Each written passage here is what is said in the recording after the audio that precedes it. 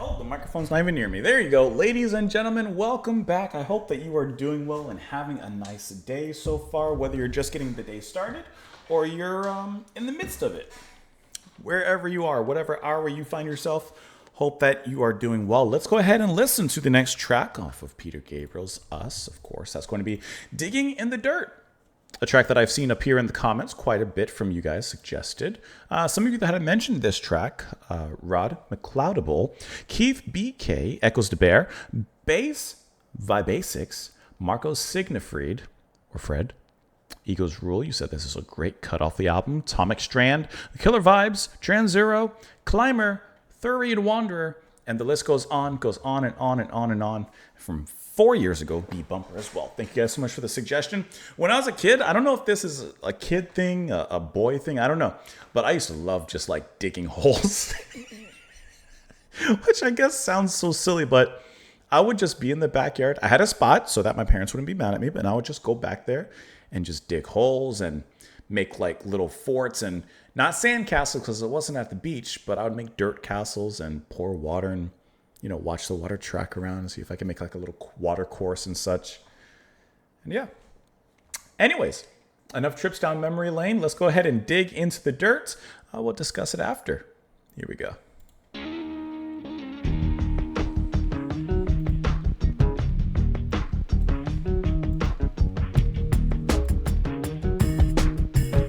Well, that's a nice, slow, rhythmic, trip-hop-esque kind of groove.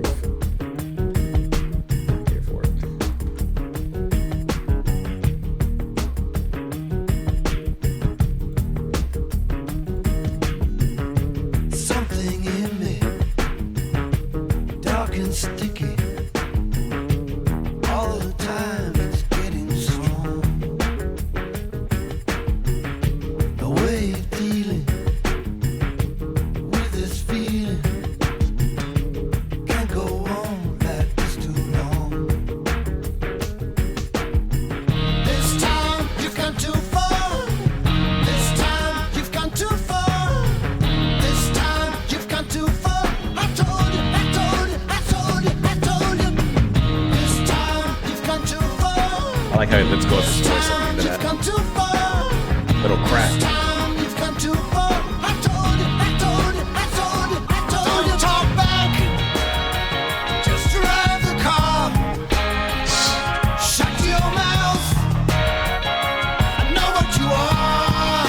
Aggressive. Don't say nothing. Keep your hands on the wheel. Don't turn around.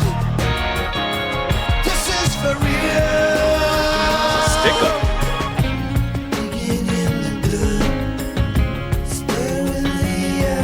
What a difference.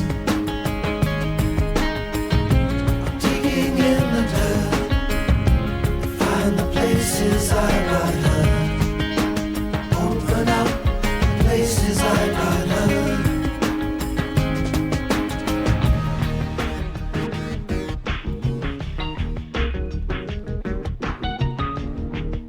This track has a lot of movement in its structure.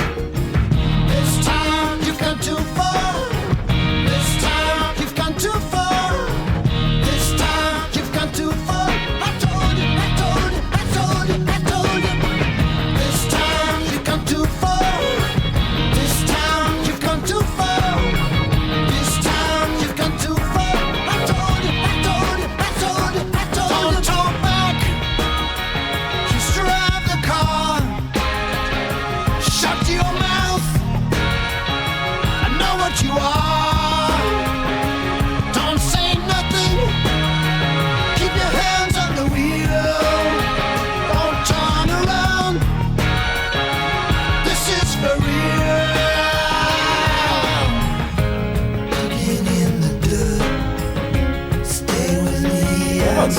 so poor. I'm digging in the dirt to find the places I got hurt. Open up the places I got hurt. I'm digging in the dirt. Stay with me, I need some more. I'm digging in the dirt. Find the places I got hurt. To open up places I got hurt.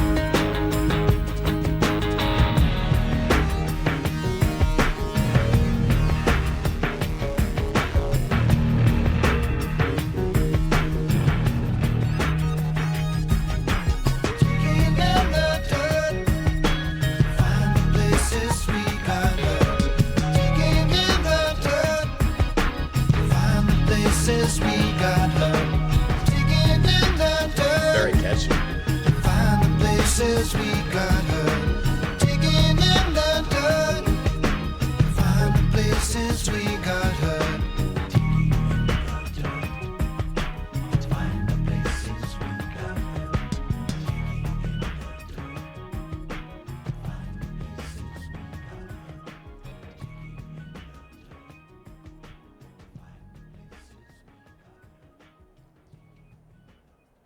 I like how this track, at the heart of it, and especially from the beginning, it almost has this trip hop adjacent kind of sound to it with this deep down tempo sensibility. Levin, of course, growling down there on the bass, giving it that sort of deep urban decay on the down tempo part. And I love that shift. I love that direction when we hear that from Peter Gabriel, because I think he excels in it. I think that the musicians and how they play around that work really well, including those little bits of electronics, and then playing the instruments themselves in a way that is sometimes reminiscent of electronic instrumentation, but still giving it a little bit more life, from the drums or the bass example, and, all the different synths and little inner workings when it comes to the production. I think that works really well. You also get a really deep contrast in the way that Gabriel approaches this track, with, of course, the verse being much more subtle and, like I said, it's kind of down tempo, and his voice even much lower.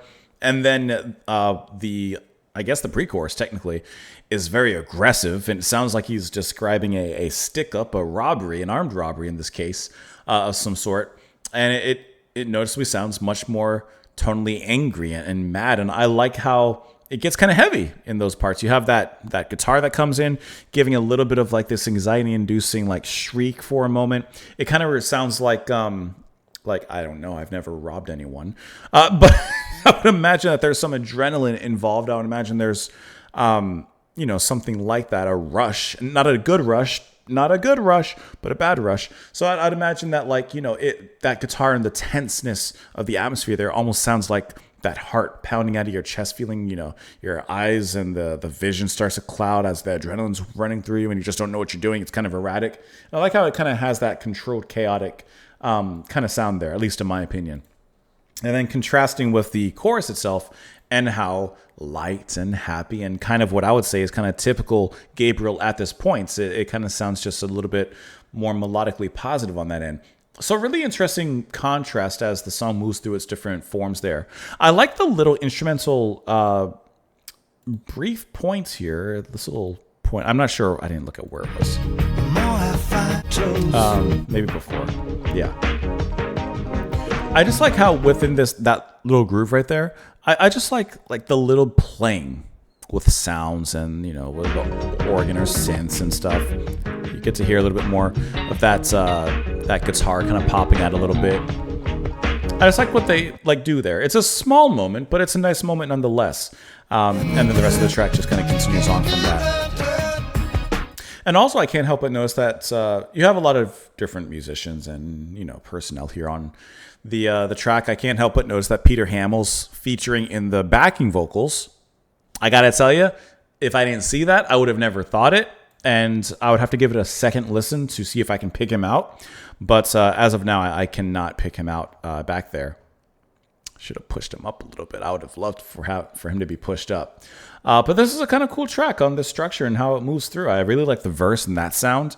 When it moves to the chorus, like I said, I think it's a little bit more typical of what I would expect from Gabriel here at this point. And it's not as cool, if I'm being honest, but I do like the verse quite a bit.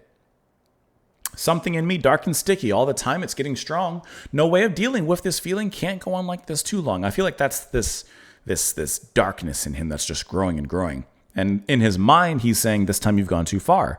And I like how Peter allows his voice to crack at the end of each of those lines. I told you, this time you've gone too far. Like that's his conscience talking to him. Don't talk back, just drive the car. Shut your mouth, I know what you are. Don't say nothing, keep your hands on the wheel. Don't turn around, this is for real. This whole part, I view this in two ways. One, he's literally robbing someone. He's carjacking someone. Or two, this is that darker part of him taking over, right? Don't talk back, just drive the car. That's that darker subconscious taking over his body, so to speak, and his actions. So I think that's kind of interesting. He's a hostage to his own darkness. Digging in the dirt, stay with me, I need support. I'm digging in the dirt to find the places I got hurt. Open up the places I got hurt. Like he's trying to find out how he got here, how he got to these places. Why does he have this darkness in him? Is it a traumatic response? He's trying to figure out. He's trying to uncover those bones. The more I look, the more I find. As I close in, I get so blind. I feel it in my head. I feel it in my toes. I feel it in my sex. That's the place it goes. And then it repeats from there. So he's diving in. Something a little Freudian, perhaps. Something a little animalistic in there. And it repeats from there. Says about this track, it was the first single taken from this album. It was a minor hit on the U.S. Billboard Hot 100, hitting number 52. But it did top both the modern rock tracks and album rock tracks charts. Moderately successful in the UK as well, peaking at number 24 and hitting top 10 in Canada, Portugal, and Sweden as well. It says it began with some percussion tracks played by Hassam Ramzi that originated from Zara, a song on Gabriel's Passion album. Surdo and Doof tracks were then combined. Gabriel ad-libbed some parts. First coming up with the Shut Your Mouth lyric, which was one of the song's working titles. At other points in its development, it was also temporarily known as Plod. He said the lyrics are about examining his darker side, the passive-aggressive behaviors.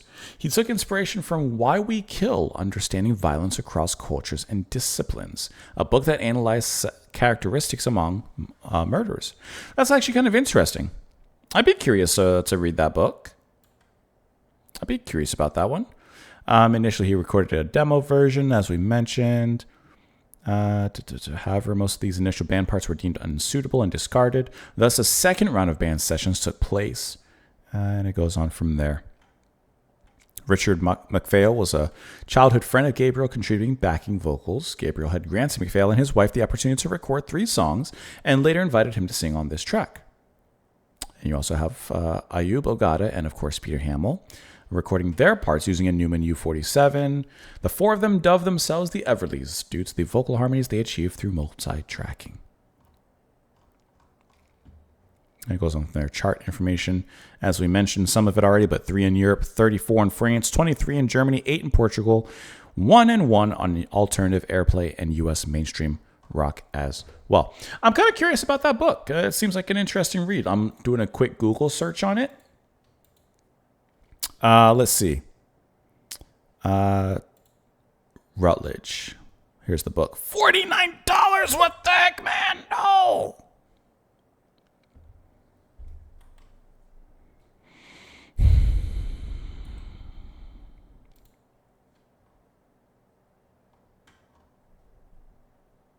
I'm on a virtual library now. Even on Kindle, it's $43. Oh. Maybe I'll just read the Spark Notes. Let me know what you guys thought of the track, of course, in the comments down below. As always, I appreciate you watching. Thank you so much for being here, and I hope that you enjoyed the music. Swing on back by tomorrow, and I hope to see you all later. Bye, guys.